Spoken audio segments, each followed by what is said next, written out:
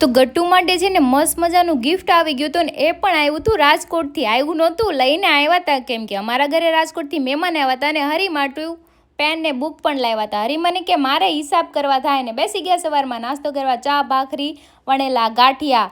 તો નાસ્તો કરીને પછી મેં કીધું ચલો હવે જમવાનું થઈ ગયું હતું, બપોરનું જમી લીધું. બધાય મારા ઘરે જતા ફ્રેન્ડ જમીને અમારે જવાનું હતું બહાર સિટીમાં. તો બધા રેડી થઈ ગયા ને બુટીઓ જો ક્રિનાલી વગરનો આવ્યો હતો એટલે એને તો મજા પડી ગઈ. તો આવી ગયા મેં ટેક્સટાઇલ માર્કેટમાં. ત્યાં તડકો ગજબનો હતો, ત્યાં મને ચોલી ગેમાં. તો હરિમન કે છાનું મનું કે ઘર બેતું થા ચા પીને, કે કાંઈ લેવાનું નથી. અને સાંજના 7:30 થઈ ગયા તો હું થઈ ગઈ હતી મસ્ત મજાની તૈયાર અને નીકળી ગયા હું ને હરી ગાડી લઈને, કેમ કે અમારે જવાનું હતું વેસુ. તો આવી ગયા વેસુ, મયુર, ટપ્પુ અને અમે ચારે આવી ગયા હતા. એક અમારે વન વાઇબ્સમાં પાર્ટી હતી ઇવેન્ટ્સ. તો જો આજે અમારા કિશનભાઈ એમનું જ છે વન વાઇબ્સ. તમારે જવું હોય તો તમે પણ એકવાર જરૂરથી વિઝિટ કરજો. મને તો ત્યાંની વાઇબ્સ છે ને બહુ મજા આવી છે.